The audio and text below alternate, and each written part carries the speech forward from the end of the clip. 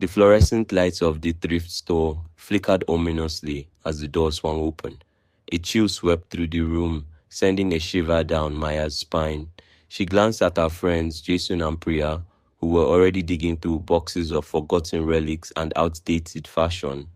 I swear, if we don't find something cool today, I'm never thrift shopping again, Jason grumbled, half-heartedly tossing a hideous sweater onto the floor. Maya rolled her eyes but smiled. Come on, there has to be something interesting here. She wandered deeper into the store, her fingers trailing over dusty shelves. As she turned a corner, something caught her eye, a glimmer of gold peeking out from beneath a stack of old books. Curiosity piqued. She knelt down and put the books aside, revealing a small, intricately carved box. Its surface shimmered like the night sky, adorned with celestial patterns. Guys, come check this out, Maya called, excitement bubbling in her voice. Jason and Priya joined her, their expressions shifting from boredom to intrigue. What is it? Priya asked, her eyes wide. I don't know, but it looks ancient, Maya replied, brushing off the dust. The box felt warm against her skin, and she could sense a strange energy emanating from it. Open it, Jason urged, his eyes gleaming with mischief. With a deep breath, Maya lifted the lid. A soft glow illuminated their faces as they peered inside. Nestled within was a small iridescent stone that pulsed with light. It's beautiful, Priya whispered, reaching in to touch it. As her fingers brushed the stone, a surge of energy shot through the room, momentarily blinding them. When the light faded, they found themselves standing in a different place, a lush forest bathed in golden sunlight. What just happened? Jason exclaimed, looking around in disbelief. Maya's heart raced as she took in their surroundings. I think we transported. Panic welled up in Priya's voice. We need to get back. How do we reverse this? Before they could ponder further, shadows began to creep through the trees. A low growl echoed in the distance, sending chills down their spines. Run! Maya shouted, and the three friends bolted deeper into the forest. As they sprinted through the underbrush, they stumbled upon a clearing where an ancient stone altar stood, covered in strange glyphs. The stone from the box pulsed in Maya's pocket, almost as if it were guiding them. Maybe we need to put it here, Priya suggested, breathless.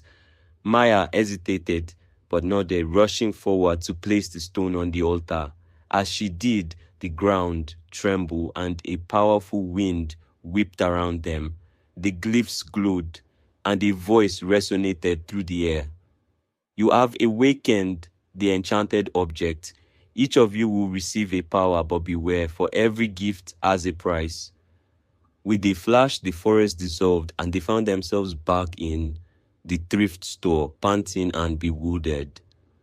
What just happened? Jason gasped, glancing around. Maya looked at them, realization dawning. As Jason's determination rang out, the shadows surged forward, coiling around them like a serpent. Maya felt the weight of fear pressing down on her, but she refused to back down. We won't give you our powers, she declared, her voice steady. With a flick of her wrist, she summoned a gust of wind that pushed back the encroaching shadows. We'll fight for our freedom. Priya, inspired by Maya's courage, transformed into a hawk once more, soaring above the chaos. I'll distract it. You two, find a way to return the stone. The darkness writhed and lashed out, trying to ensnare Priya in its clutches, but she dodged and swooped, her speed giving her an advantage. Jason and Maya, hearts pounding, rushed to the altar, the stone glowing steadily in Maya's hands. Place it back, Jason urged, glancing back at Priya. We need to break its hold. Maya nodded, her determination fueling her. She approached the altar, the stone pulsing with energy. Together, she shouted. As they placed the stone on the altar, the ground shook violently. The shadows roared, a cacophony of rage and desperation. You cannot escape me, it bellowed. But Maya and Jason stood firm, channeling their energy into the stone. With the blinding flash, the stone erupted with light, illuminating the entire area. The shadows recoiled, shrieking in agony as the light engulfed them. Maya felt a rush of power surge through her, a connection to the very essence of the forest they had first entered. Focus on the bond we share, she cried, remembering their friendship, the shared struggles, and the dreams they had dared to chase. With shaky hands, Maya pulled the pulsing stone from her pocket, its glow still vibrant. I think we received powers, she said, her voice a mix of excitement and fear. What do you mean? Priya asked, her brows furrowed. I don't know yet, but I think we should test them out, Maya suggested, the thrill of discovery igniting something deep within her. Test them, are you crazy? Jason protested, his eyes wide. What if it goes wrong? I'd rather know what we're dealing with, Maya replied, determination in her voice. Let's meet at the park later and figure this out.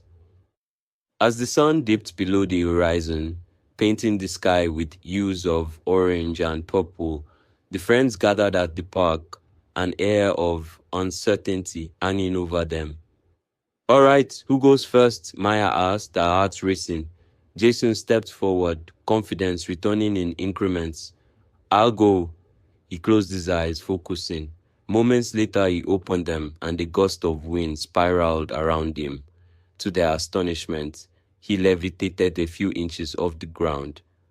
Whoa, that's amazing, Priya exclaimed. But Jason's expression shifted. It feels like I am being pulled in two directions. As he struggled to maintain his balance, he suddenly crashed down to the ground, gasping, It's exhausting! Okay, my turn, Priya shouted, eager to try. She closed her eyes and a bright light enveloped her. When she opened her eyes, she transformed into a hawk, soaring into the sky. I'm flying, she shrieked with joy. But soon panic set in. Priya struggled to land, her wings flapping wildly. Maya reached out, desperate to help, and as she did, she felt a wave of energy course through her. Suddenly, she found herself able to manipulate the wind, guiding Priya down safely. Once back on solid ground, Priya transformed back into herself, panting heavily.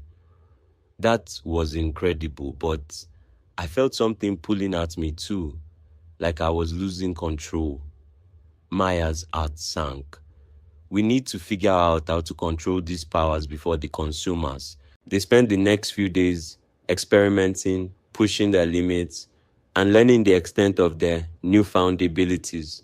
However, as the thrill of the powers intensified, so did the challenges. Each time they used their abilities, they felt a dark energy creeping in, threatening to take over their minds and bodies. One night, Maya woke up drenched in sweat, a nightmare lingering in her mind, and the voice from the forest echoed in her head. Every gift has a price. She realized they were not just gaining powers, they were tapping into something ancient and dangerous. Guys, we need to talk, she said the next day, urgency in her voice. I think we're in over our heads. Tell me about it, Jason replied, rubbing his temples. I can't sleep without feeling like I'm being pulled into darkness. Priya nodded in agreement. When I fly, I see visions of something dark lurking. It's terrifying. We need to return the stone to the altar, Maya insisted. It's the only way to break this cycle. The friends made their way back to the thrift store, the atmosphere thick with tension. As they approached the altar, the shadows around them deepened, and the air grew cold. The dark presence they had sensed loomed closer, a swirling mass of energy that flickered with malevolence. You think you can just return the gift? A sinister voice echoed from the shadows. You have awakened me, and now you must pay. The friends exchanged terrified glances. What do you want from us? Maya shouted, her voice trembling but resolute.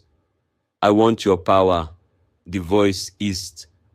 Surrender it, and you may leave. No, Jason yelled, stepping forward. As the light intensified, the dark presence began to dissipate, the shadows breaking apart like mist in the morning sun.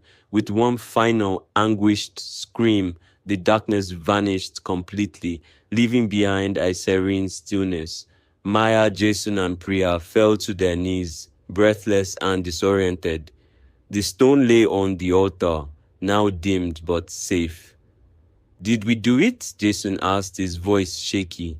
Maya looked around, the remnants of the shadows fading into nothingness. "I think we did." Priya transformed back to a human form, a wide grin breaking across her face. "We are free." As they stood up, a sense of weightlessness enveloped them. The powers they had gained were still within them, but now they felt a sense of control, a balance restored. The connection to the enchanted object was not lost.